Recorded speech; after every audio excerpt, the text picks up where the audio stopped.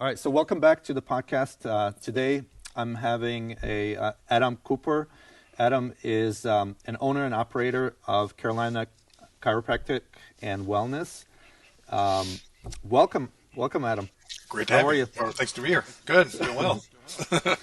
Yeah, it's been a little bit since we talked last in our networking group, but Yeah, yeah, wanted to bring you on and get a little bit of wisdom on the body, on how to take care of the body, sure thing. um, and at the same time learn a little bit more about you.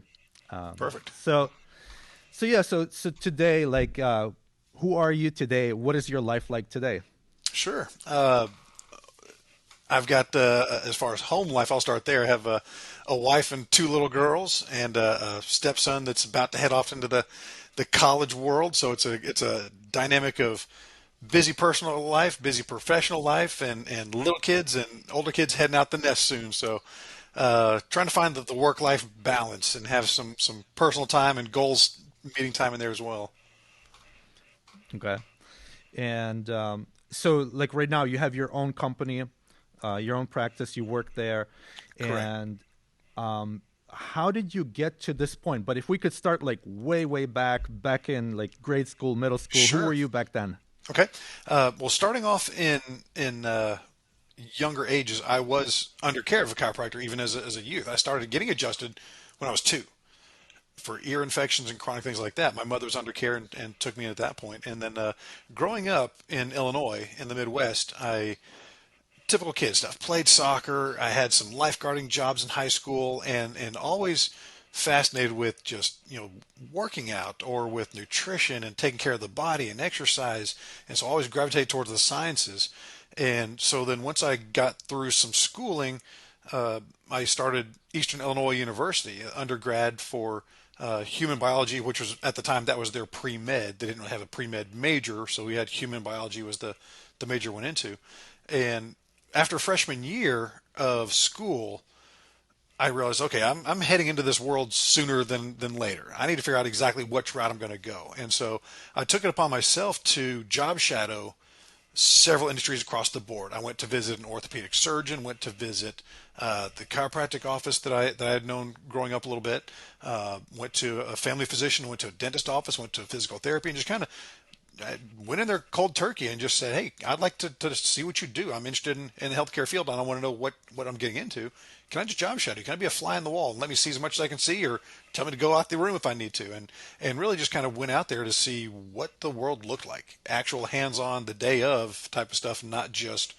That was before internet searches. There wasn't the go on Google and YouTube and read a bunch of stuff. It was you go out there and figure it out yourself. So I went out there and started to job shadow all those different healthcare industries, and the philosophy of chiropractic care as far as the preventative approach. Plus, I'm a very hands-on guy. You'll probably see me talking with my hands a lot. I'm a very handsy guy, and in fact, full circle back to soccer. I was a goalie for 15 years, so even back in soccer, I still use my hands. And Yes. so I took it upon myself just to kind of job shadow those industries, and it just made sense as far as the philosophy, the hands-on approach, proactive type of stuff, and I really loved what that could provide for me professionally moving forward, what it could provide as far as a career with income potential and kind of a merit-based thing to where if I do my best and I apply my best, it's up to me to succeed or fail. And so that's what kind of attracted to me is I'm not going to be a lower level mailroom guy that kind of tries to work the corporate ladder. It's like I can kind of hit the ground running and I can be as slow as I want to be, or I can be as successful as I want to be. It's kind of up to myself, up to a team that I can assemble and that kind of stuff. So after finished up and knew that's the direction I wanted to go to, I started finishing college working as an assistant in a chiropractic office, working some of Hmm. the rehab stuff, helping to file the paperwork, clean the tables at the end of the day, just kind of get me in the environment. And then went from there into chiropractic school in St. Louis and went through the 10 trimesters there, which was about 3.5 years. And then once finished up school there, relocated out to the Carolinas to hit the ground running and start a practice. Okay, but still going back to your high school days. Sure. You mentioned you were a goalie. You played soccer.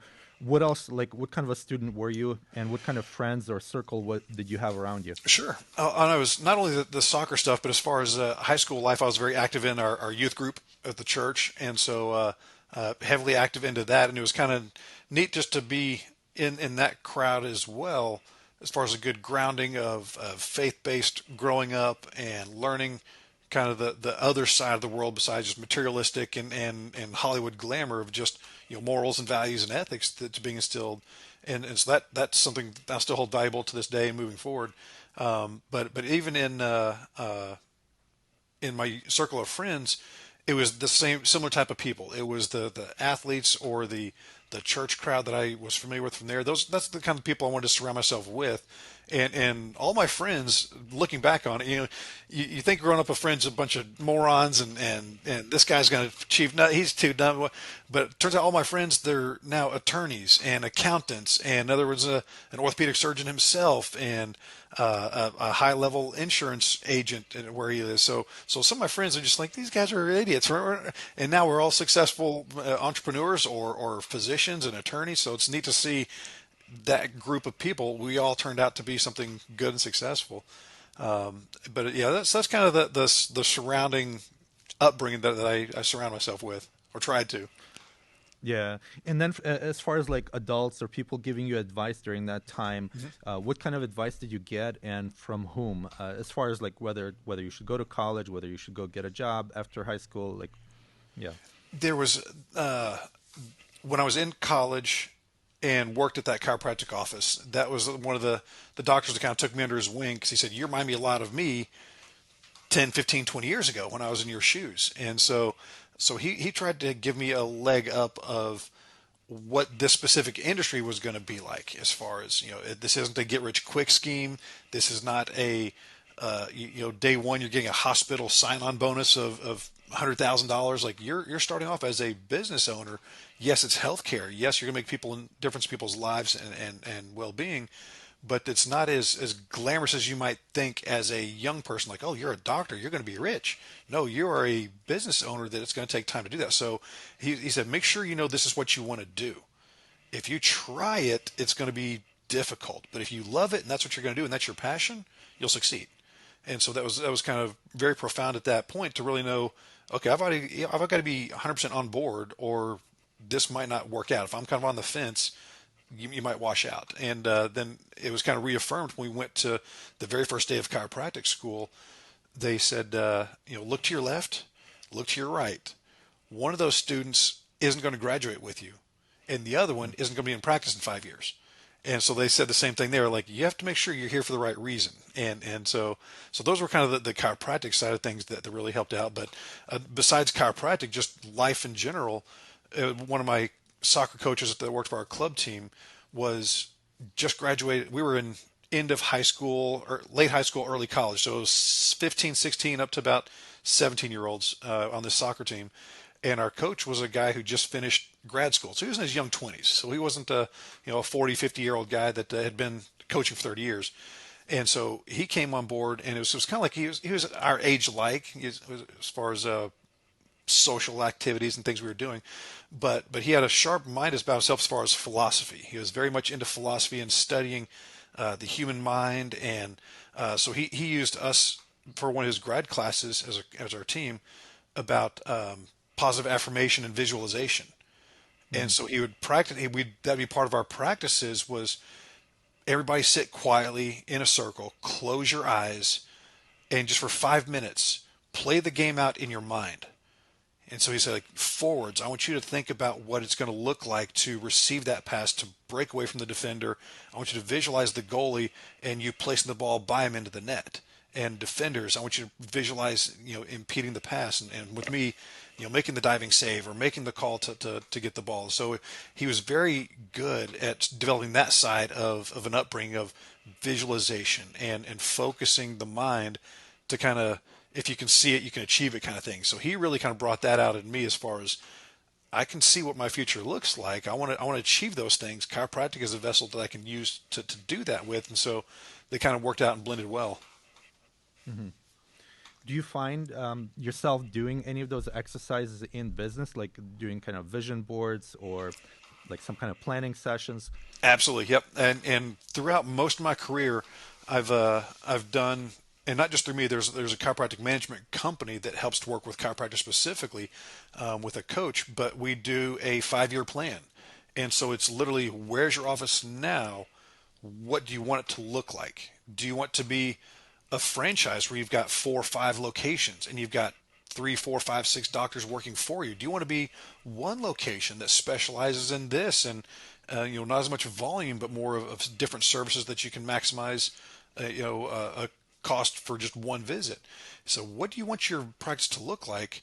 Let's figure out the steps to do that. And so you do kind of visualize, where am I, really think outside the box. Where do I want to be? You challenge yourself to figure out what that goal is, and then put those steps, incrementally. It's like, if I'm here in 5 years, I know here, let's break it up. 1/5 of the job here, 1/5 here, and just kind of 5 years later, those little jobs became that process. So you really do kind of think about what you want that to look like.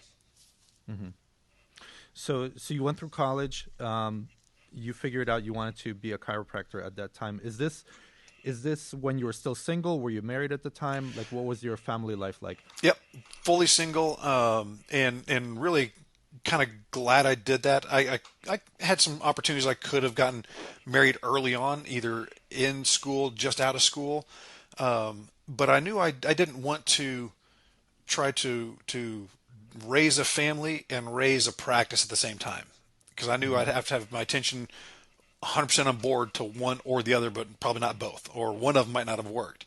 And so I was single through chiropractic school, and then I've always kind of joked I had to divorce the office to get into real relationships, so I get married, have kids, and things on the road. So yeah, for the first about the first 9, 10 years in practice, single, and just dating life, and then as the right time came about, both professionally, I've got the office at a place where I'm comfortable stepping off the gas pedal a little bit, so I can pursue personal life desires, taking some more time off, having kids, and not feeling guilty about leaving the office to go be with them on a Christmas parade, or a choral society thing. I want to be able to go to those things later on, but I might not have been able to break away early on in practice. So I was single for a while, but then once I felt like the practice was healthy enough, my choice then to back off and start pursuing personal and work-life balance. And so you played soccer. Did you play soccer in college as well? Yep, played some in the undergrad level. It was a D1 school, and took kind of the walk-on approach, and had some really good people ahead of me, so not a whole lot of playing time, and so went through that for 2 years, and then backed out of that to focus more on grades in school to get into chiropractic college, and then just played the intramural fun side of it, not the training, not the everyday after school, skipping labs to go make practice. So kind of transitioned from that. Yeah, I grew up from second grade on, playing through high school, college, and even once I started practice and was the single guy still, I had nights and weekends free. So I played some Charlotte leagues, and indoor and some outdoor leagues, and even coached a couple of youth teams throughout the years. And I realized I'm a better player than I am a coach. I'm more of a get out there and let me do it, instead of let me try to motivate you or teach you how to do it. So coaching wasn't my strong suit, but I enjoyed the playing side. Yeah. No, I find that a lot of people who played sports in high school, and then they don't play sports anymore when they get older and so on, they kind of take on weight, they get out of shape, and so on. With you, it's definitely not like that. Yeah. What what do you do to keep yourself in shape, and how do you motivate or discipline yourself to do so? And really, the last two words are kind of the answer to the beginning part. So how do you do it? What do you do? It's just discipline and motivation. I have friends ask me that a lot, of I struggle with my weight, or I'm not just motivated. What is it? And that's the first thing I'll tell them, is you really have to figure out your true motivation. And it could be something stupid. It could be something vain. It could be simple as, I want to be the most cut guy at my neighborhood pool. Cool. If that's your true motivation, then go do it. If it's, I want to be healthy enough to wrestle with my grandkids 30 years from now. Okay, put that out there as a visualization. Visualize you doing that, and keep that motivational carrot dangling out there, so you can go for that. That's something you're constantly striving for. So I always tell my friends, figure out the true motivation as to why you want to get up early in the morning, why you want to go after work and skip a golf round to go do that. So figure out your true motivation, is the step one, and then just executing it, just diligently going through the days you don't want to go. Force yourself to get out of bed and go early. I've gotten to the point now where I'm a morning workout person, so it's a 4:45, 5 o'clock alarm going off. Have my bag packed the day before. I get breakfast packed the day before, so I'm kind of prepped and ready. And then it's just get up and go through the motions sometimes, and you might not wake up till halfway through the workout, but you just go consistently. And if you train consistently, it becomes a part of you. It's my DNA as much as anything else. It's like that's what I'm going to do. Is that's my day. You have a daily routine of I'm going to wake up, I'm going to eat cereal or brush my teeth and go read the newspaper or log on, check email. Everybody has the same built-in routine. So if you create your life with that, and that's part of that routine, it's a part of you. So it's not like it's a chore or I feel guilty, I have to. It's just that's what I want to do. That's what I choose to do every morning.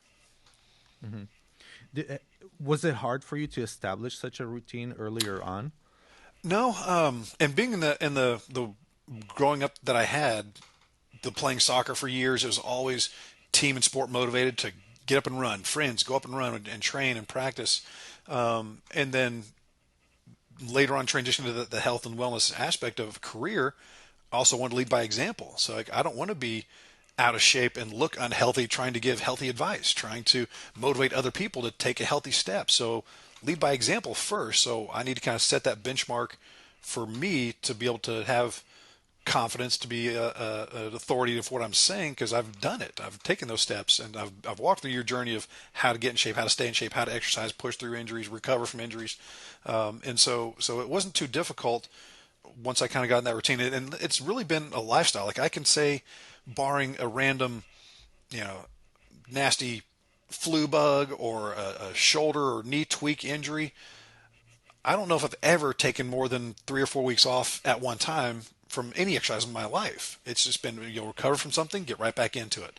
Recover from something, get right back into it. Have a sick day, have a sick week, go on vacation, get right back into it. So it's just, I never really got out of the routine or out of habit to force myself to try to get back into it. But you get the humbling things of you see a picture of, all right, that's Super Bowl Sunday. I've got a little fluff around the midsection. I need to work on that. And so little bits along the way. Just it's almost like a Michael Jordan effect. Sometimes I'll just make stuff up in my head. He would motivate himself with making up stories about other players. He would imagine players saying something about him that wasn't true, but he would believe it. He would make himself think that to motivate him to go out there, kind of like a false motivation. And so I might do that occasionally as well. Like I look in the mirror, I'm like, this sleeve is too loose. I'm going to the gym tomorrow. I'm going back at it even harder tomorrow. So just kind of make up things just to find yourself a way to get motivated. Nice, nice, yeah. Yeah. So after you went through school, through college and chiropractor school, did you start your practice right away, or did you work somewhere else? It was kind of a hybrid actually. When I moved to this area, there was another doctor in the next town over in Lancaster looking to open up a satellite office.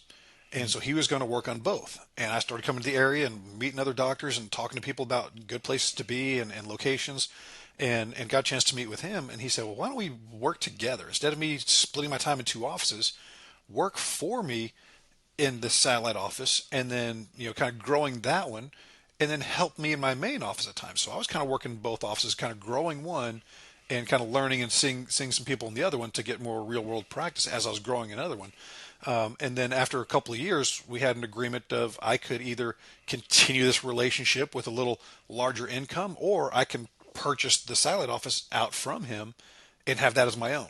And so that's what I chose to do was to kind of be my own boss at that point, to be my own business owner, have one set of hands on the steering wheel so I could really steer the direction I wanted to go. And so after about 3 years of kind of working for and with somebody, I took over the office as my own and then just continued to grow and develop it from there. Hmm. At that time, when you were contemplating like taking it over, what was your mind process like? Like as far as like, would it be too risky? Would it not be too risky? Should I do this? Should I not do this? Oh yeah, yeah. I went back and forth on the fence several times, but it kind of came down to that visualization of, can I see me doing this? Do I have the skill set chiropractically? Do I have the mindset business wise? Do I have the acumen to do that? Do I want to do that? And so, like I said, personal life, I was still single, so I didn't have a lot of risk of, I have a family to support. I have Mhm. kids that I need to feed. I've got a son going to college. I didn't have that at that time, so it was just me. And if I had to kind of bite the bullet a little bit and just find a way to survive while making the office grow, I was going to do it. Whatever it took, I was going to make that thing go. And so yes, there were some scary parts and some rough edges that we had to kind of figure out. Like there was a stretch where I had to get credentialed in all new insurances because I was breaking off on my own. And so there's this large gap of income. And so I'm telling the landlord, like, I'm going to be behind a couple months. I'll make it up. Hey, I'm going to be behind on this bill. Can I put this on the credit card? Because I'm going to keep my office open. So there was a lot of headaches to kind of transition it. But again, it comes down to the passion. Did I really want this? Is this going to be a job that I want to get rich quick? Or is this is my lifestyle. This is what I'm going to do. And I'm going to do whatever it takes. And so that was kind of the approach of, this is not just I'm going to try this and see how it goes. This is my path and this is what I'm doing. Make it work, figure out a way, sacrifice, make it happen. So that's kind of the approach I took, is just no looking back. There's no safety net. You got to make it work. Mhm. Yeah. So I find like whenever we've gone to our networking events and so on, you're very bubbly. You're very like upbeat, positive, Sure. and then you have really great like manners. Like where did all of that come from? I've always been kind of the social butterfly of the family. I don't know strangers, which in my chiropractic world is perfect. Hmm. I see people throughout the day, so it's a lot of 5 and 10 minute conversations of just, I want people to be happy. I want them to feel good. If I can be a part of that, every person that comes in the office is a stranger. They're a new patient that I've never seen before. So I want to, first off, just have them have a good taste of chiropractic, be happy and comfortable here. So part of that falls on me to kind of lead by example again, of just, you're going to be here and you're going to have a great time. You're going to get well. We're right, good place for you.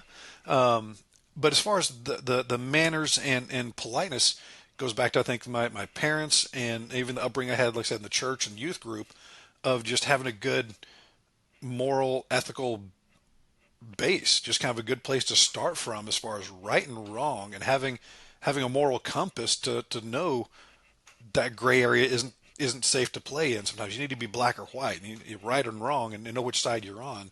And just it sounds cliche, but just the golden rule of, I want to treat people how I want to be treated. If I go somewhere to an office, how do I want them to interact with me? Do I want them to know my name? Do I want them to smile and shake my hand and or just go through the motions and get out? Like, that's not how I want to be treated. So it's kind of the upbringing that I've had mixed in with a little bit of, what do I want my practice to look like? Do I want it to be Hmm. fun? Do I want it to be lively, or just, we've got numbers to meet? We've got, patient one, two, and three. No, that's Mary and Susie and John. Those are people, and so treat them that way. And so that's the way I wanted to be treated. So that's kind of easy for me to be happy, because I'm doing what I want to do. I'm working the way I want to work with people that I want to work with. So it's not a bad day. How can you be upset? Yeah. Do you find that a lot of people want to be around you because of your personality, the way you carry yourself? I would hope so. Yeah. I don't know, I've had people say that before. Like, you just have this presence about you in a room. People want to talk to you, and I'd like to think I have no enemies, but just a lot of good friends and acquaintances that I can sit down and have beer after work for an hour and just talk to people, and just never. And I'm not afraid of awkward silence either. I'm okay sitting back and just listening, or just being together in a room quietly and just enjoying time together. So, but yeah, I enjoy people, and I like to think they enjoy that some stuff with me as well. Yeah. Um, so kind of going through your life, like what are some challenges that you've had that you had to overcome, and how did you overcome them? Like, or Great let's say questions. one big challenge. Yeah. Well, certainly one of them that comes to mind was the transition of the office, of working for and transitioning to purchasing outright. Um, Another sidebar, kind of between the graduating chiropractic school and starting practice, were national board exams. And so we have the board exams that when I initially got out of school, or you're towards the end of school, you take national boards. And there was a score. I think it was like a 375 was a passing score. And so that, great, 375. That's what I'm going to shoot for. And so took the boards. And during that time frame, we had to go to a different school to take the test. And I was sick as a dog. Well, there were three of us guys had to share a hotel room in this other campus, because we had to take a test off campus in a different state. So we went up there, and somehow we got a smoking room, and me and my sinuses and head and smoking room didn't work. I woke up with like 102 fever, headache, sore throat, sinuses, just the day of all days you just wanted to just hide and die. But that was like a full day, like 10-hour test of practical and x-ray stuff. And it was just suck it up, adrenaline rush, and go through it. And so made it through. I was like, I think I did pretty good. And sure enough, we get the test results back. Well, initially, I'm here in South Carolina. When I looked at going to North Carolina, all 49 states had the same passing score of 375, except for North Carolina. They had like 500. So it was significantly higher for some reason. Well, I scored a 495, passing by far, but that 5 points different than what North Carolina would. Well, because initially I had lined up to take over practice in North Carolina. And so that was all of a sudden like, I'm graduating school. The practice I had lined up to start doing stuff with, that's not happening now. I've got to wait 6 more months or a year to take the board exams again to make that happen. And so that was kind of like, okay, we've got a massive curveball of you're out of school, you're starting the steps, and now you got to go this way. And so it was kind of regather the thought process of. So I started asking myself all those questions: is this what I want to do? Is this a sign that I'm not supposed to go this direction? What do I want to do? And so I just kept asking all those personal questions and asking what I want to do next. And so it kind of came back to, yes, this is what you're supposed to do. This is what you're going to do. Find a way to make it happen. And so looking around to other options of taking the test again, coming down here to South Carolina and all this stuff. And that's when met the relationship and formed to start down here as well. So certainly that was a big hurdle of pride, where it's like, man, I thought I did really well. And the 49 states said I did really well. And the fact that I was, borderline, it's my Michael Jordan flu game where 102 fever and just felt miserable, but still managed to push through it. So it's kind of like proud of myself, but also questioning myself, questioning things like, is that just a fluke test? Am I not supposed to do this? And just overcoming that and regaining confidence to, this is what I want to do. This is what I'm supposed to do. This is my path.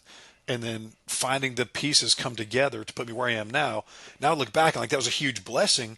I was not supposed to go that route. In fact, another side story, the practice I was going to go to, about 6 months or a year later, folded with bankruptcy. Wow. And so that was a blessing in disguise that I thought, that's where I was supposed to be. It's a beautiful place, and that's where I want to go.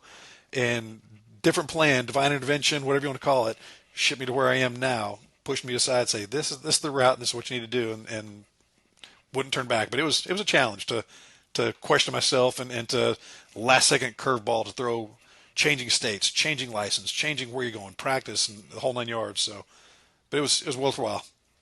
Yeah. How much were your parents a part of your kind of decision making, especially like through high school, college years there? I wouldn't say much of the decision making, but just very supportive. Extremely supportive as far as always being there with words of affirmation. We're proud of you. Keep going. Whatever we can do to help you. And that's what I need at that time, was the idea of a safety net, where it's hey, we've got these things coming up in school. Student loans only cover this much. I need an extra $2,000. It was never like what am I going to do? It was just, Dad, I need some help, and right there, what do you need? We got you.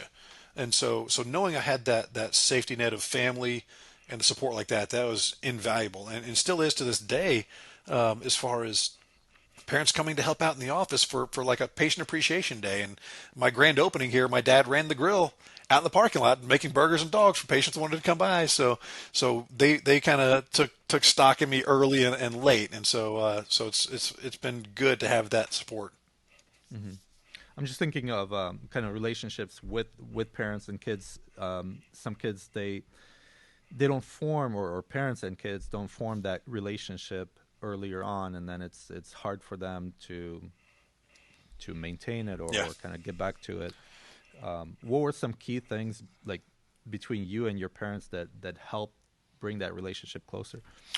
A couple. Well, my mom was a homemaker, so she worked very part-time once we were in high school and college, just to help out with making ends meet, and just middle class, typical household. We weren't rich, we weren't poor, just a typical middle class income.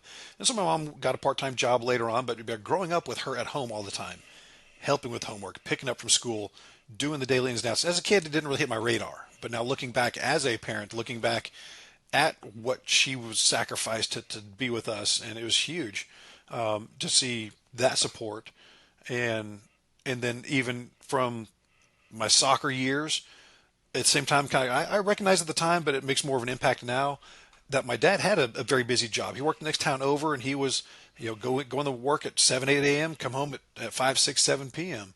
But most of my soccer games, he would check out of work early. He would find a way to get there. He'd show up in a suit and tie, throw the briefcase in the back seat, and then run out to the field so he could watch us play. And so I remember that at the time, like, hey, Dad's here again. Cool. He made it to the game. So that sense getting to know that they cared. They were invested in me.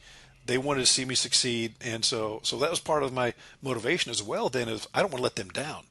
They put their everything into myself, into my brother. And so I want to make sure that I'm doing my best for them. They owe my best because they put their best into me. And so seeing their support was huge, still is. I'm learning now what it was like as a parent, asking them parenting questions now, having little kids myself. So it's good. In throughout your life, how do you build meaningful relationships and maintain them? To me, it's being there for somebody, thick and thin, when a friend going through a divorce or health scare or celebrations as well. Being there for their weddings, being there for their kids being born. I think it's just a matter of just being present, and you don't have to have profound words. You don't have to have lavish gifts. Just being there and letting them know you have their back and they need you, or that you can call me and I'll be there. And I think that's where the meaningful relationships come from, and going through the trenches with some of them as far as those examples of a divorce and sick kids and losing a job. My business got closed. I have to move everything out in 24 hours. Can you bring your truck and help me? Absolutely. It's 10 o'clock at night on Tuesday. I'm coming. And so just being there to me is what makes the difference. And then getting to go through the trenches, but then get to the peaks as well, and celebrations of career success and going out and a nice dinner to celebrate a bonus that you got at work. And so it's just, I think it's just being present with somebody. Yeah. And we talked a little bit about working out and motivation and discipline behind that, but what about whether it's business, whether it's family, or any other goals that you have? How do you motivate yourself and stay focused to achieve that goal? My motivation's really changed a lot in the last couple of years, mainly now towards my own family. Is what example do I want to leave my two daughters? They're 3 and 5. What do I want them to see Dad as? What am I going to be to them? What kind of example am I going to lead as far as a father, a husband, a business owner, a man of church? What do I want them to see in me? So that's really kind of been a big motivation now. And financial side of things, I want to be able to provide, I think like every generation wants to have a better life for my kids than myself. My parents probably had the same thing. And so I want to be able to do more and better for my kids than I had. And so that's been a big motivation for that as well. And then just personally, I just want to keep challenging myself to experience different things, try different ways, be open to things that I know it might be my weak link, or I might be stubborn with this, I might be one set mind with that, to try to be more open-minded, try to expand myself, mentally, socially, and just try to explore new territories that are out there, and just try to find new things in life to challenge myself with. So it's mainly about trying to shift focus for my family life, my kids. What example do I want to live and lead, and then just trying to find new things to challenge myself with. Mm-hmm. And when it comes to continuously learning, usually business owners and leaders, they don't just like, okay, I got my degree, I don't need to learn anymore. Yep. Right? Like you're still learning things, and you're still, whether it's reading books, listening to courses, or whatever it is. What do you do to continuously learn and better yourself? Legally, we have continuing ed classes. We have conferences we have to go to. We have to have 36 hours of classroom every 2 years. So we do those. For one, I do enjoy them, but some of them are just jumping through hoops of, I don't do, let's say it's acupuncture. We don't do acupuncture in our office, but there's a course that gives me 2 hours. I have to have my hours to get legal things. I'll take some of those just to get my hours. But I do some of them for specifically what I like, but not necessarily in the classroom setting. To me, is not where I find the most instruction. Going to conferences and listening to doctors that are where I am in my 5 year plan, they're here and then they're even further out. They're my 10 year or 15 year plan. I want to sit quietly and listen to those guys talk at a table. I listen to them, and if I have a doctor working for me and I'm considering a second location or a second or third doctor, I want to listen to those guys that are in both those situations. We've got 3 locations. We've got 4 locations. I have 15, 20 people on staff. And so I'm just a fly on the wall to doctors that are where I kind of want to be down the road. And so business wise, I just close my mouth and open my ears and just soak it up like a wet sponge and try to talk to people. I love being the dumbest one in the room, the least experienced at the table, and I just want to be there and around those people that are where I want to be and just be quiet and listen and just soak it up. So that's where I get a lot of my work and business sense from. And on the side note, yeah, as far as the chiropractic side, it's a lot more of just reading journal articles in the continuing ed courses specifically for the professional development of office patient care, but professional wise, it's a lot more of just put myself around the doctors that are 10, 15 years ahead of me. How'd you get there? Tell me. Mm-hmm. And when it comes to being a chiropractor, it seems like that's your passion, but then you're a passionate guy anyway, so Yeah. like anything can be your passion. how how do you differentiate, or how I'm trying to figure out a way to, like, for younger generations, how do you tell them go after your passion or go after something and it will become your passion? Like what's the right approach? Great question. Well, on a similar topic with that, I heard, I think it was Dave Ramsey give this one said, when people have the advice of follow your passion, that's what you need to do in your career. He says that's a bunch of crap. You're not going to be able to pay your bills and have a mortgage payment on passion. Right. Find a passion that you can also parlay into a successful job, a successful income stream. And so I think there's a little bit of both of those. My passion, some other passions are water skiing, playing golf. I like going to the gym. I can't make any money off those things unless you were 100% on board with like a workout guru, a YouTube guy who has 4 million followers or whatever. And so you have to find that balance of, yes, follow a passion, but how can you turn that passion or that career path into sustainable income, sustainable lifestyle? And if you can't, set that aside as a passion, but find another passion that might be able to be more lifestyle sustaining. And so I have other passions for sure. I think I'm just as passionate about as chiropractic or when I played soccer.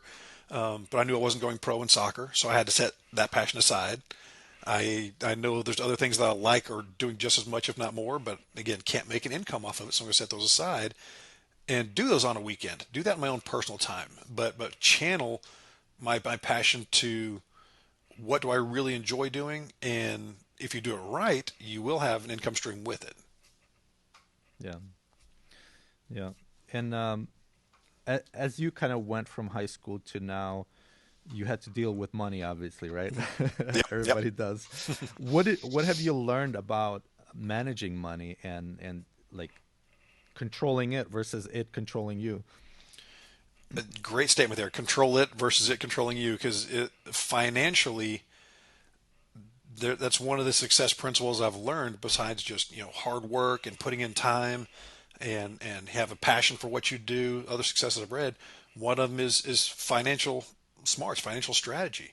And if you spiral out of control with overhead, with debt, no matter how good you are, that stuff can swallow you up. Back to our conversation previously, talking about the office that went bankrupt, that I was potentially going to join and kind of take over.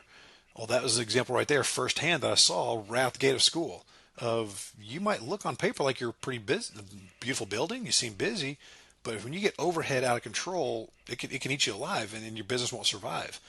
So definitely, it's being smart financially to be able to pay yourself first, be able to support the office and have stuff set aside. And if you're not careful, it can get out of control and it can take you down. So being conscious of debt, being conscious of income streams, and being patient with it. Some people want that $100,000 bonus at the end of the year. Well, if it's going to put a strain on your income stream next year, don't do it. Like, you take a back seat, check your ego at the door, and continue to work. And then maybe next year it'll happen. But don't put strains on it to where it'll take you down. Yeah. So when it comes to your faith, you mentioned it a couple of times. Like, how does your faith influence you at work, at home, everywhere in your life? Yep. It influenced me. I like to think of just about every decision. Turn to prayer for a little bit, and it might not be daily. It might just be I'm so focused and tired, and you go through my motions, and then a couple days go by, and like I'm feeling a little lost, or so. Okay, let's just sit in the car for a little bit, get to work, and just sit in your car for 5 minutes. Just close your eyes and meditate, say a prayer, whatever you want to do, just to kind of recenter yourself. But part of the work conferences that I've been to before, with specific about the chiropractic world, they talk about you having a purpose, and it's not just a purpose; it's a God-given purpose. As far as part of my faith is God doesn't make mistakes. I'm here specifically right now talking to you for a reason. It didn't just happen by accident. There's some type of divine touch to that to get me to this point, to get you to your point, and the two of us to combine. Whether that's for you to learn something, me to learn something, or somebody else listen to this to pick up something, that's kind of a faith approach of this happens for a reason. And that's part of what keeps me, like, to use your words, keeps me kind of like lively or happy and bubbly and motivated, is I don't take things too seriously, because I have sometimes a bigger view of life or of the world. Of this, in my opinion, is a temporary life, temporary world that I'm going to move on at some point. So I'm not going to take the guy honking the horn at the red light. Why should I let that bother me? It's not important. It's not the big picture. It's not going to impact my day. Let it go. And so I don't stress out over little things. And some of that is just because I feel like I have a better balance of, what really matters. What's the purpose? Why am I here? And I think a lot of it goes back to my faith in God of He has me here for a reason. And I'm at this moment for a purpose and a reason. I might not know what it is. I might not ever find out the reason. Maybe it's not for me to know, but just I feel like there's a purpose that puts me there. And so there's a comfort and a familiarity to that I like. And so once I feel like I'm in a groove, I feel like I'm in the right place. I'm where I'm supposed to be. I find enjoyment in that. I find happiness and peace with that. Mm-hmm. Yeah, yeah. I mean, I feel like definitely having faith, like being grounded in faith, helps a lot in everything else in life. When it comes to your current family, you mentioned you have 2 daughters. What is life like now? You have your practice, you have the family. How do you balance the two?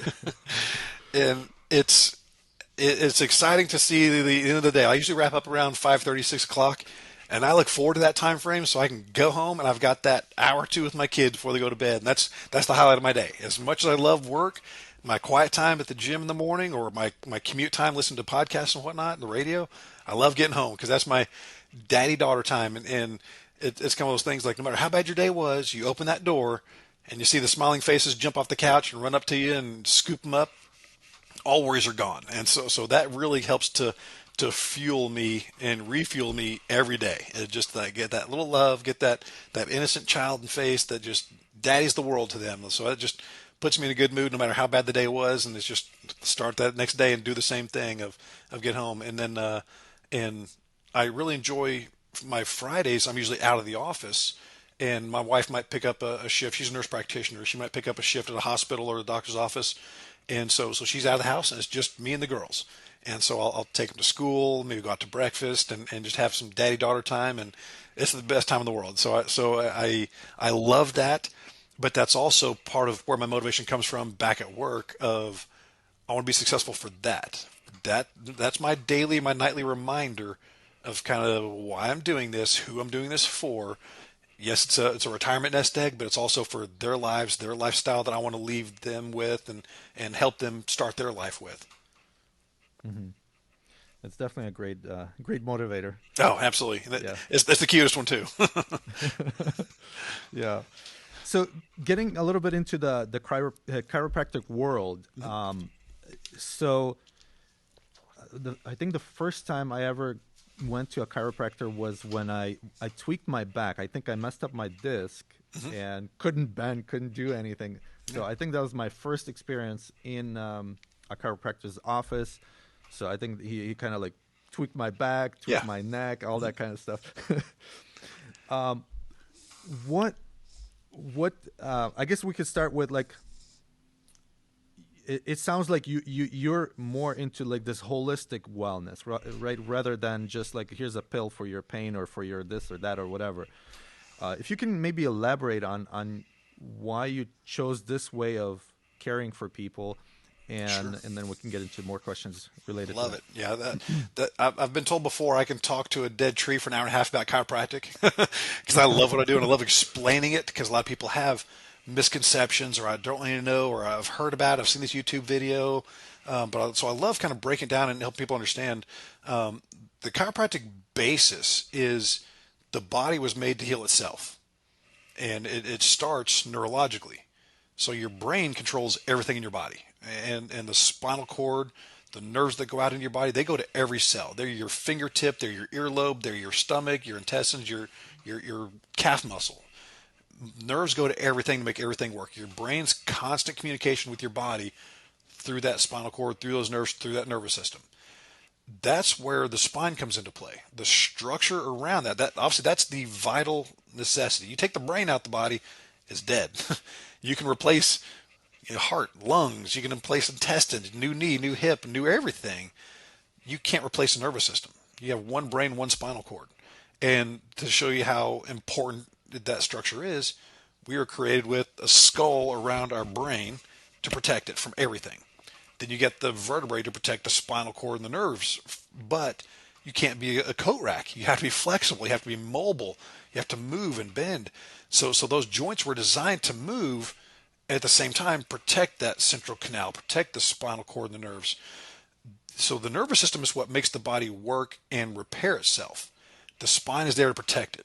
But as that structure gets damaged from, and this is a misconception a lot of people have, is that I didn't do anything.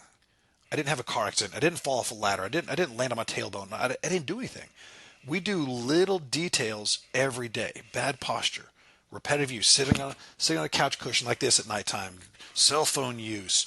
We beat our body up with micro trauma every day, and it just builds up week after month after year. And 5, 10 years later, you've got a big issue that just happens so slowly you don't even know. And I equate it to kind of a weight gain. You don't feel an ounce. You don't feel a half a pound or a pound. 20, 30 years later, you'll feel those 30 pounds. You feel those 40 pounds. And so it's the same thing. Your body just slowly wears down, degrades. And so when the spine does get affected, you interfere with that nervous system. You interfere with that structure of your brain communicating to your body again. And so it starts breaking down. So the chiropractic approach is, the non-invasive, non-drugs, non-surgical, no injections. Get the body back to its basics of just let the brain and the nervous system communicate to the body to function and heal. And so the example I give people is if you break your arm, you put a cast on that arm, that cast doesn't have magical healing powers. It's just going to hold it still. Your body's going to heal itself from within. It's going to repair that bone. Your brain will communicate to that fracture or that damage to repair. And so that's the chiropractic approach that made so much sense to me. And it's so basic building block with the body. And back to I'm a goalie. I'm a hands-on guy doing activities. I love working with my hands, and so that's what steered me this direction was the simplistic view of chiropractic and the understanding neurologically how the body works, how it repairs itself, how to maintain it, and then be able to use my hands, my knowledge in my hands to do that to help other people. That's an amazing gift that I get to do, and so it's fulfilling as well as just a simple, it just makes sense to me. It makes sense to how the body works to just do the basic stuff first. We don't get sciatic nerve and headaches from a lack of Tylenol in our bloodstream. Those just mask the problems. They take care of the symptom, but leave the original root problem. And so it's going to keep reoccurring going the road. So that's kind of the chiropractic mindset and why I kind of got attracted to it. Yeah, so there's like changing the posture, that whatever we're doing that creates the problem in the first place. Mm-hmm. And what's the difference between like fixing something once versus going to a chiropractor multiple times for almost like maintenance? Yep. And we do both sides of chiropractic, and I believe and one thing that's kind of confusing with chiropractic, some offices will do just one, and some will try to get everybody to do the other, as far as one or two adjustments to kind of fix things, or a series to correct something. And then some will do contracts where it's like you need to come in here every other day for a year or two. I think it's a little overkill. I think it's a little too much. So we kind of do what I think is a balance of the two. Of yes, you need to do some repetitive work to fix a problem that's been there for 15 years.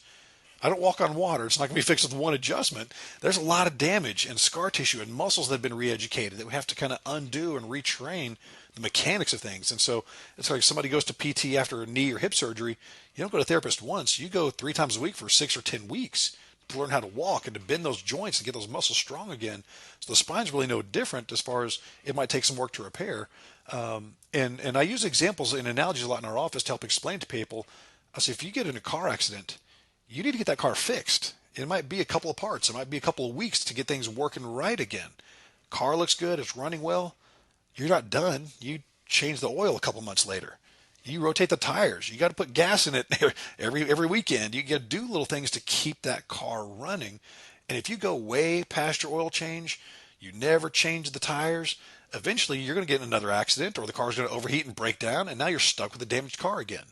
So that's why you do the maintenance and preventative work to those mechanical parts of the car to extend the life of it. And it's the same thing with our structure. You repair things when they're damaged, but then we do maintenance preventative work because you're going to go right back into that active lifestyle, that posture, that golf swing, that yard work that's going to put your spine at more problem. And so it's going to be a revolving door unless you're able to maintain some work to that body as you're using it.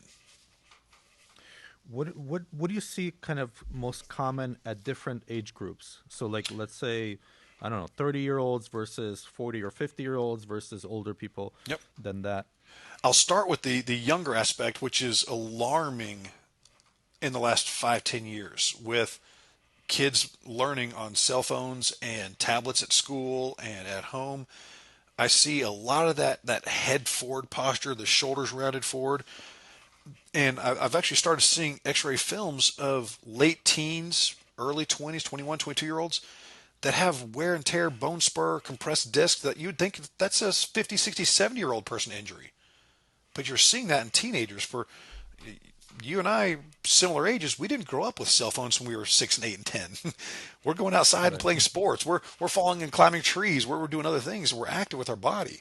And kids are developing and growing with that habit. They're developing their structure, their puberty, and they're putting on their weight, and their growth spurts are happening in that environment. So many kids are starting with chronic neck problems, headaches, starting to see some degenerative problems early in life that shouldn't be there. And so that's a big thing that I've started educating our parents, our grandparents here in the office about. Get your kids checked. You have to start doing that now more than ever, because the demand on these kids are so different this generation than it has been in the previous history. And then as you start to see 30 and 40-year-olds, it becomes more of the initial injuries of just desk work. I've been doing the same activity for 20 years. So you see a little breakdown, but not much. And then unfortunately, you see the 50, 60, 70-year-old crowd. Now, granted, that crowd, there are some aging issues with it, but also there's some neglect issues, because the older generations didn't have good understanding about chiropractic, or they were taught, don't go to him, it's a quack. And unfortunately, they had a lot of their family doctors say for years, don't waste your time, don't waste your money to the chiropractor. Here's some back pills and take those, and don't worry about it. And so they, unfortunately, a lot of that generation got bad advice, and never really learned about chiropractic, never really did work with their body. And so sadly, I'll see people come in 70, 75, 80 years old, never been to a chiropractor before, and their spine is a train wreck, and it's almost too far gone for us, that they have so much arthritis, so many disc wear and tears, 2 or 3 already failed back surgeries, and they're just kind of, unfortunately, kind of stuck like that with pain management at that point. And I've seen both ends of the spectrum with the older generation. That I've seen 70-year-olds and 80-year-olds that'll play tennis 2, 3 times a week, work out at the gym every other day, and they're tremendous specimens to watch them do that. And they look and move like a 30-year-old. And I've seen people that are 40, 50, 60 that look like they're 90, but they've had the accidents, the injuries, they've never taken care of their body, and they haven't done it. So you can even see in the older generation that's had chiropractic care longer than I've been alive, and they look really good. They still function well. So seeing that unfold makes it easy for me to give my recommendations for care, to say, I know what's going to happen to you. We need to do this now because this is the outcome. And so it helps to kind of give me some authority and some confidence in what we say and do, seeing it unfold like that for so many different styles. But those are the similar patterns we see. What's a good way to maintain the body so that when we get older, when we're like seniors, we're still playing tennis or pickleball or whatever? Yep. It's really just putting time and investment into it. You get out of something what you put in it. And so if you do, good nutrition, balanced diet, and when I say balanced diet, I don't mean like a Atkins or this low carb, this low fat. I'm not a big fan of the fad stuff. Everybody knows what they should do: lean meats, vegetables, some grains, healthy foods. Of course, go off the deep end on the holidays and have too many pieces of pie and some chocolate cookies and whatever. Have your moments, but dial it back in. Be smart about it for the long term. Don't develop a bad habit for years. Have a bad weekend, not a bad month, not a bad year. But eating right is big. You've got to have proper fuel so you don't have too much inflammation in your body. You don't break your joints down from 30, 40 pounds of weight gain. Your knees and your hips and your back are going to start wearing down faster. And so as far as a workout aspect, younger in your years, teens to 30 or 40, especially for guys, need to focus on muscle mass. Because once you get to the late 30s, early 40s, you're going to start losing 1 or 2% muscle mass every year. And so if you have very little frail, light structure to start with, you're going to be at a lot of risk in your 50s and 60s with falls or with injuries that your body just can't handle. So starting off with some strength and muscle building early, then transitioning to more flexibility. 40, 50, 60 needs to focus on flexibility work, and then 60 and older, focusing on flexibility and balance, avoiding falls, avoiding things like that. So doing some of those exercises mixed in with a good steady, and when I say nutrition, it's not a program, it's a lifestyle nutrition. This is how I eat the rest of my life, not this fad to lose weight to go to the beach. It's not a 30-day weight loss challenge. It's a 30, 40, 50-year healthy challenge. And then, of course, chiropractically, maintain the structure. Your body has to move and position right. The nerves have to work for your body to repair itself. Your body is unique in the way it's meant to repair. Trees are alive, they don't repair. Plants are alive, they don't repair. We have a central nervous system that allows us to be a living individual that can repair tissue. So if you want to last longer, take care of that system that allows your body to regenerate. Throw on the healthy habits, throw on the eating right and the exercise. That's going to get you there. Yeah.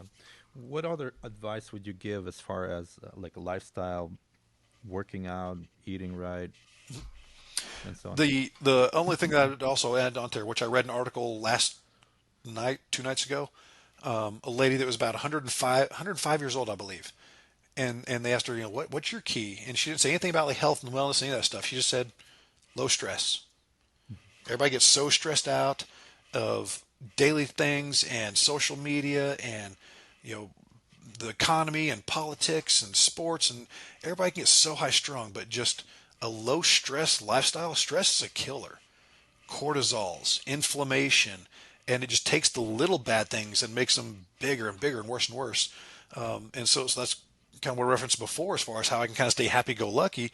I have a good mindset of my purpose, why I'm here, what I'm doing, and I don't want to worry about the small stuff because it's not important.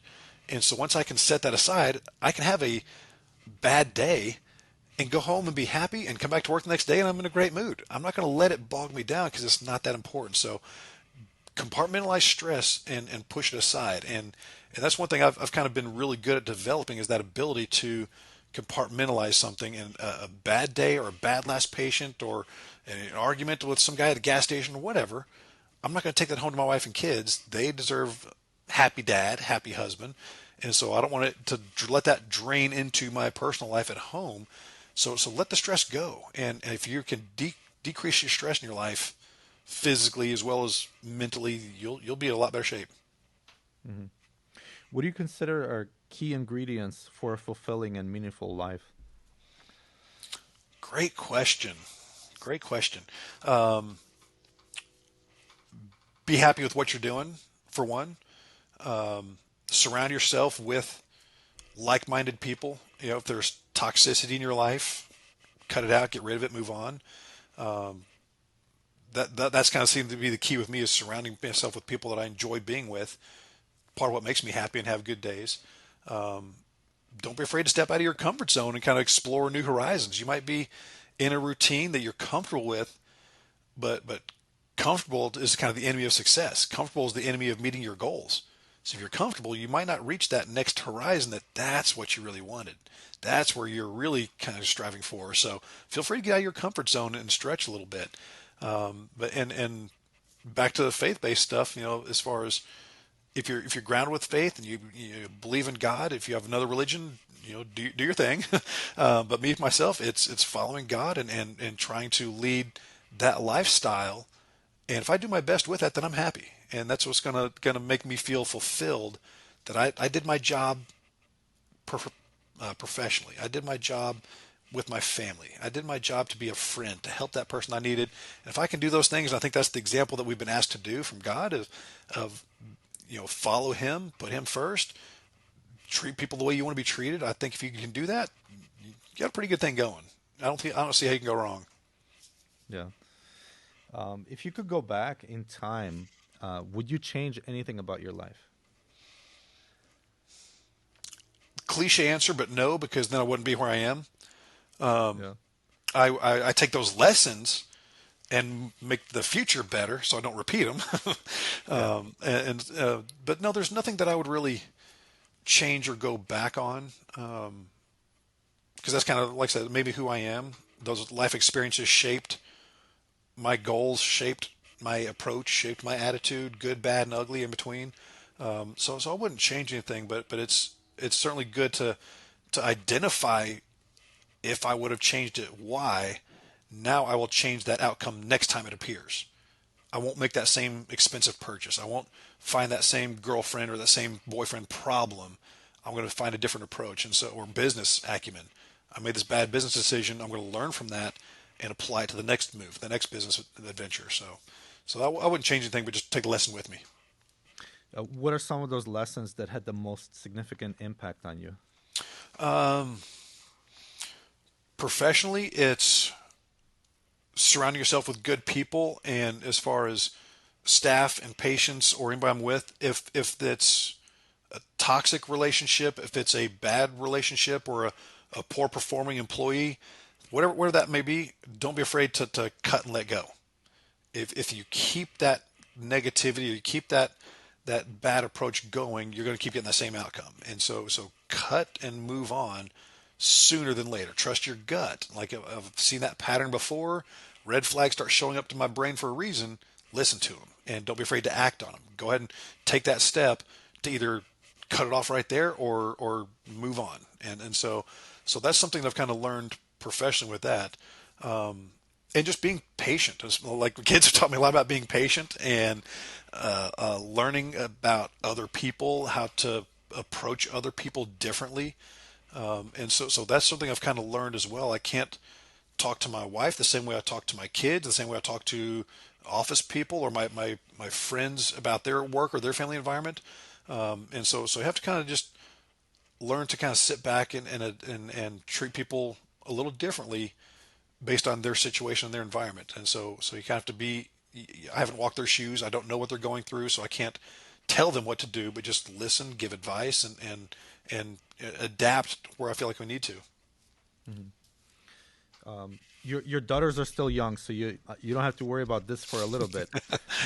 My son is a teenager now, and he's looking at girls. Hmm. What advice would you give to a boy who's in high school but early age, early grades in the high school, as far as dating? When's the right time to date? When's not the right time? What is dating? at that time? Great question. Great question. Well, if it's one of my girls, you can't date till you're 25 or 30. So we'll set those aside. But for other young men,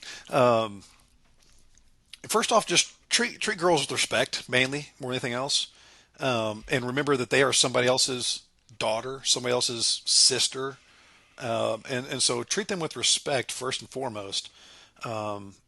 And if you don't, it might come back to haunt you. It might be a dad showing up at your door, or I've seen patients come in here with a son with a black eye because he got in a fight defending his sister, and so treat girls with respect, and but also don't be afraid to put yourself out there. If you kind of have the butterflies around a certain girl, be like, oh, she's out of my league, or I don't know what to say. Be genuine. Just go talk to them and say, "Hi, my name is Adam. Nice to meet you. How's your day? Do you want to hang out after school, or do you have a date to the dance?" Just put yourself out there. What do you have to lose? They might say no. Okay, I'll move on to the next person. If it wasn't meant to be, it wasn't meant to be. Now, it's easy for me to say now on this end. As a 16 or 17-year-old, I would not have done that. I would not have put myself out there. But knowing, going through dating life, because remember, I was single until I was in my mid-30s. So I dated as a teenager. I dated in my 20s, in my young 30s. And that's kind of one thing I realized is that people just want you to be real and just talk with them, and don't necessarily put labels on people of, she's got a nice purse and blonde hair. Well, she's probably rich and snooty.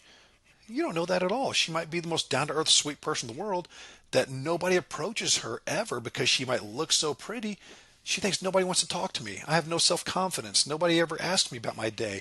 So just be, respectful, but be genuine and put yourself out there, talk to the people, and just get to know them as friends, if nothing else, and see what happens. Oftentimes a friendship will turn into that relationship.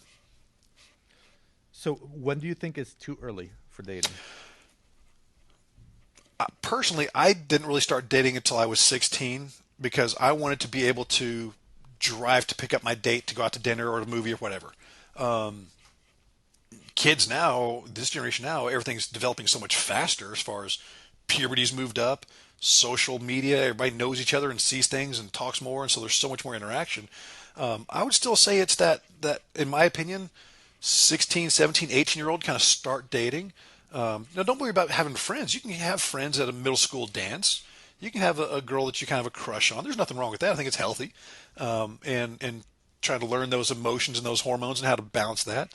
But I think as you get to be later teens to do that, now I wouldn't jump into a serious relationship. I think you change a lot from 16 to 20 to 20 to 25, 25 to 30 and 35. I think every 5, 7 years you change drastically from who you are, and so is that other person. So if you feel like you're going to marry your 16-year-old sweetheart, be careful. You make a young mistake they're gonna stick with you for the rest of your life. Whether it's a pregnancy, whether it's a marriage that turns into a financial disaster down the road and headaches forever. So be patient, but don't be careful making lifelong decisions early. But I think if you're doing just some casual dating when you're 16, 17, 18, I think that'd be okay.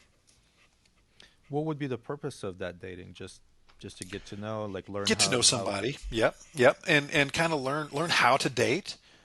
If it's your girlfriend's birthday, show up with a present. You might make her upset. So learning how to talk to the opposite sex, learning how to talk to somebody, learn what to do, what not to do, how to handle those butterflies within you. What is this trying to tell me? Is this exciting? Is this a bad thing that I'm afraid of this person? They've been hurting my feelings. I have a gut feeling I need to move on. So learning your cues and what they mean is what I would recommend. Hmm. Cool.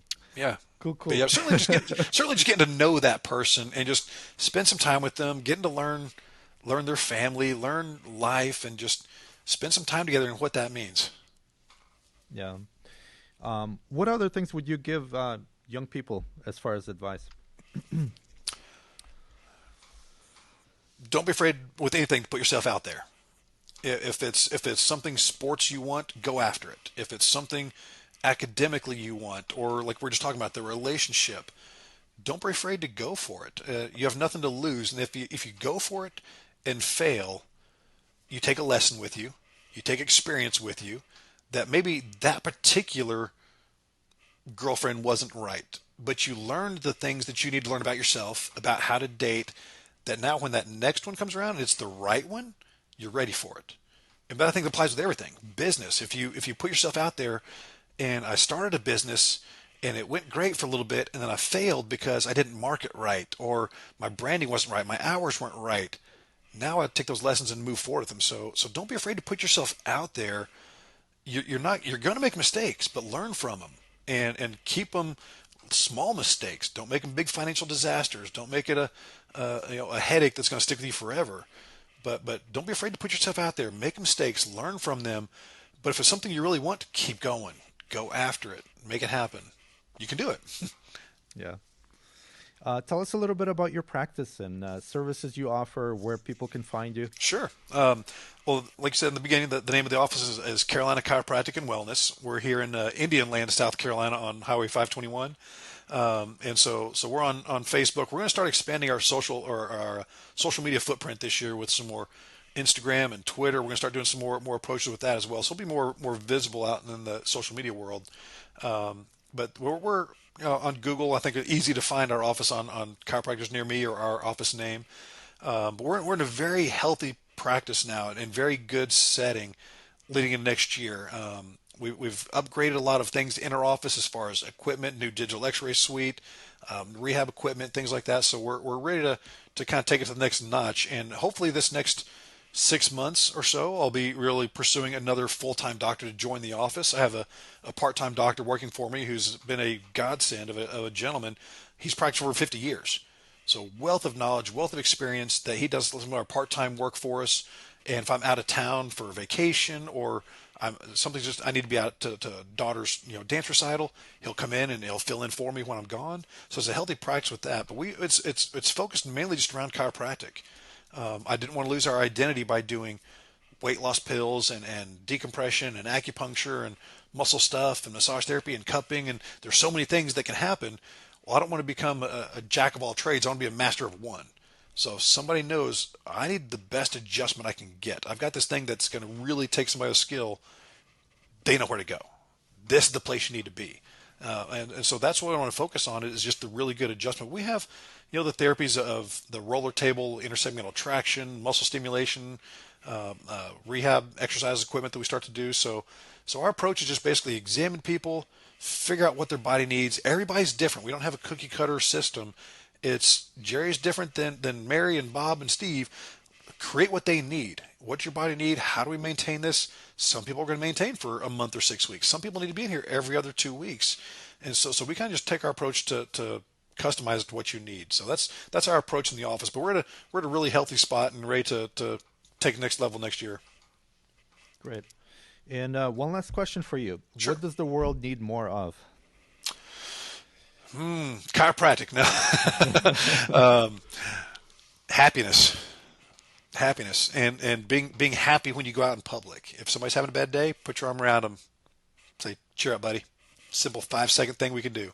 But I think if that domino effect just kind of takes over, that little impact is like the butterfly effect, just kind of keeps that next person kind of paying it forward. So just put a smile out there. Say hi to somebody, brighten their day. It might be the worst news they ever got about cancer and losing job and whatever else might be, and they're just having the worst day of their life. Just smile at them and say, you got this. Have a good day. Good to see you. I like that shirt. Anything just to kind of spread a little bit of joy and happiness. I think if more people just did that, it would just domino effect. So be happy. Yeah, that would be a great contagion. Oh, absolutely. Yeah, I'd rather have that epidemic break out. Yeah, definitely. Yeah. Well, Adam, thank you so much for joining. And, loved it. Maybe Thanks for in having the me. future we can talk about maybe some more specific topics. Right now I'd love it's more to. like an overview, but Sure. Yeah, anytime. I'd love to do it again. yeah, thanks again, and yeah, thank you. My pleasure. Thank you.